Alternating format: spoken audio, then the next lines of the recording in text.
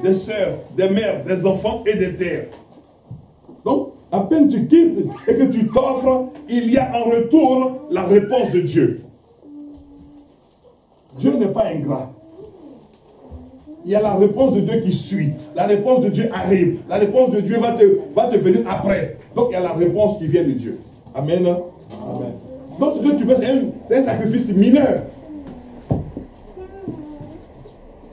C'est un sacrifice mineur. Abandonner une plantation, abandonner un travail. Quitter son père, quitter sa mère. Mais ce sont des sacrifices mineurs.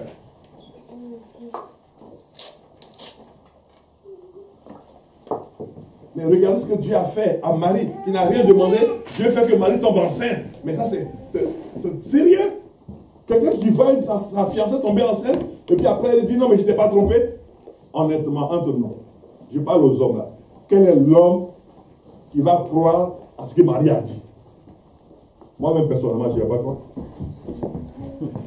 Non, non, écoutez, on ne va pas faire les faux spirituels là. Non, non, non, pour dire, ouais, mais comme elle a dit, et puis on était des juifs, donc moi je crois que ça doit être vrai. Non, arrêtons de faire des faux spirituels. Même moi, je n'allais pas croire. Je n'allais pas croire du tout ce qu'elle a dit. Ah bon, vous voyez. Donc, ne blâmez pas Joseph pour dire, ouais, mais Joseph aussi, Dieu a fait la grâce. Non, non, non, non. Toi, tu n'allais pas croire. Si c'est ta fiancée, quand tu es là, puis tu penses tout le temps à elle, et puis elle tombe enceinte, et puis elle te dit, oui, mais je suis tombée enceinte, mais vraiment... Attends. Comme nous, on est François, on dit, mais attends, tu as vu, c'est marqué pigeon ici. Ça, c'est nous les Français. On a dit, mais attends, tu me prends pour qui? Regarde là, c'est marqué pigeon. Là, tu me pigeonner, moi? Non. Écoute, on va te faire voir, on va te faire cuire un œuf quelque part, on va te faire voir, Elle te dit, mais non, mais je te dis en vérité. Non. Attends, tu me prends pour un pigeon. Vous voyez.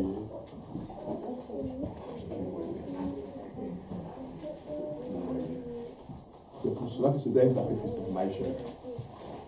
Et ce que toi tu fais un sacrifice mineur. Parce que c'est lui qui t'a choisi. Tu comprends maintenant? C'est lui qui t'a choisi. Selon Jean 15, verset 16. C'est lui qui t'a choisi. Et il te choisit pour te mettre dans une disposition qui est importante. Elle est où cette disposition? Allons voir dans Éphésiens. Éphésiens 4.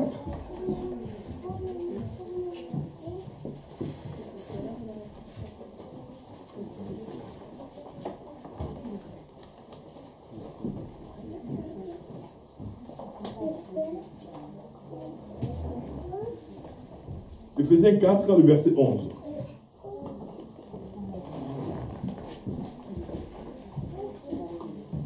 Éphésiens 4, le verset 11 dit quoi? Mais pour mieux comprendre, on va dire à partir du verset 9. Or, que signifie qu'il est monté, sinon qu'il est aussi descendu dans les régions inférieures de la terre? Donc, dans la terre, il y a des régions qui sont inférieures. Ce sont des régions sérieuses et terribles. C'est pour ça qu'il ne faut pas jouer avec le diable. Celui qui est descendu, c'est le même qui est monté au-dessus de tous les cieux. Waouh! Afin de remplir toutes choses. Et il a donné les uns comme apôtres, les autres comme prophètes, les autres comme évangélistes, les autres comme pasteurs et docteurs. Donc il a maintenant donné des ministères du service. Et les ministères doivent donner maintenant des diacres et des anciens. Donc il a donné maintenant un gouvernement qui a mis sur place par rapport au royaume de Dieu. Et c'est pour cela qu'il dit, comme il a donné, toi tu dois abandonner. Vous comprenez? Comme il a donné, toi tu dois abandonner. Ce qui va t'empêcher de le servir, tu dois abandonner cela. Ce qui doit t'empêcher de marcher avec lui, tu dois abandonner cela. Et en abandonnant cela, il te donne une dignité que tu ne pensais même pas avoir. Puisque tu fais un sacrifice mineur, même si c'est mineur, mais tu fais un sacrifice pour lui ressembler, pour le servir. Alors, pendant que tu fais ce sacrifice, il dit ceci.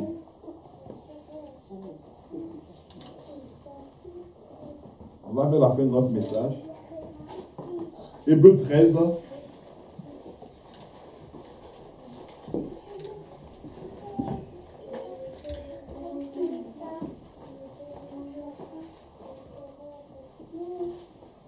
Hébreux 13, 17.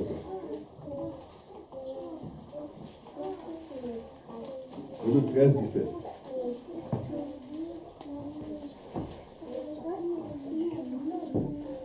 Hébreux 13, 17. Et vous allez voir que Hébreux 13, 17 et le psaume 105 disent à peu près la même chose. Que nous dit Hébreux 13, 17? Hébreux 13, 17 nous dit ceci. Obéissez à vos conducteurs et ayez pour eux la déférence, car ils veillent sur votre porte-monnaie. C'est ça, non? C'est marqué quoi? Sur vos âmes. Vous voyez? Donc, ce qui veut dire que chaque conducteur, chaque responsable veille sur les âmes des personnes qui lui sont échues. C'est-à-dire, quand tu es responsable, tu veilles sur des âmes, tu veilles sur des personnes. Et c'est toi qui rends compte à Dieu de ces personnes. Donc, c'est pour ça que la Bible dit, obéissez à vos conducteurs. Un diacre est un conducteur, un ancien est un conducteur, un responsable est un conducteur, un pasteur est un conducteur, un apôtre est un conducteur. La Bible dit, obéissez, ayez pour eux de la déférence, du respect. Et maintenant, il dit, ne cherchez pas, je vais vous lire ça rapidement. Dans le psaume 105, ne touchez pas à mes oins et ne faites pas du mal à mes prophètes. Le psaume 105, verset 15. Donc, ne touchez pas à mes oins. David a dit quoi? Il ne porterait pas la main au oin de l'Éternel. Et il parlait de Saül. Donc, toi non plus, ne porte pas la main. Parce qu'il a fait le sacrifice. Vous voyez, comme il a fait un sacrifice pour se livrer à Dieu, comme il a fait un sacrifice pour servir Dieu, toi tu dois lui obéir et ne porte pas ta main sur lui.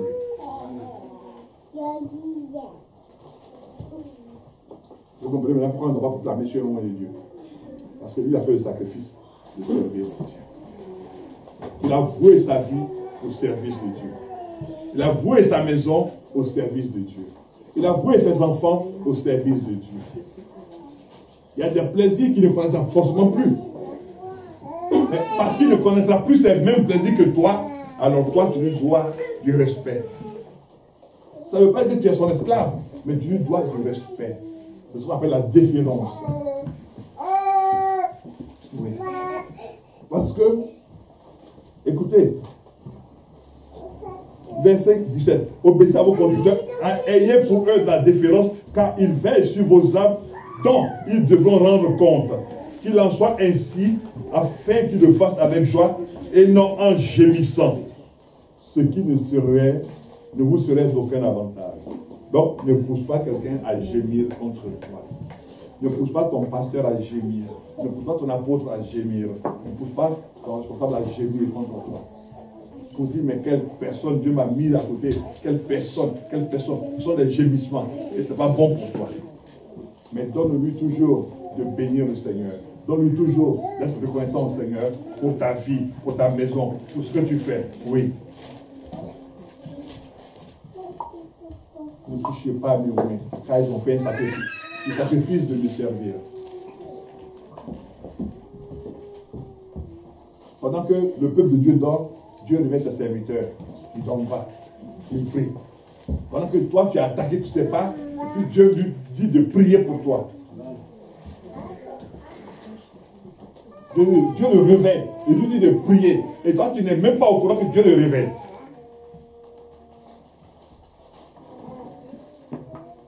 Et lui est en train de prier. Pendant qu'il prie, il est obligé de quitter sa chambre et il quitte sa femme pour aller quelque part, pour se mettre là pour prier.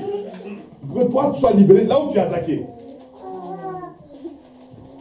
pour ça qu'il dit, voici le sacrifice mineur qu'ils ont fait, quoi qu'il soit mineur, mais obéissez-leur. Afin qu'ils prient pour vous avec joie. Tout un bouquet de prière pour dire, mais Seigneur, bon, bénis-le. Même s'il est tordu, Seigneur, bénis-le. Même s'il parle mal, Seigneur, bénis-le. Même si, Seigneur, il insulte tous ses frères à l'église, mais bénis-le. Mais ce n'est pas dans ton intérêt. Alléluia. Ce n'est pas dans ton intérêt. Mais ça dit, Dieu veut qu'il y ait un respect qui permette aux conducteurs de prier pour vous, de faire tout ce qu'il faut pour vous avec joie et avec reconnaissance. Amen. Donc voilà le sacrifice mineur que nous tous nous faisons. Devons nous bénir le Seigneur qui nous permet de faire un sacrifice mineur en sa présence.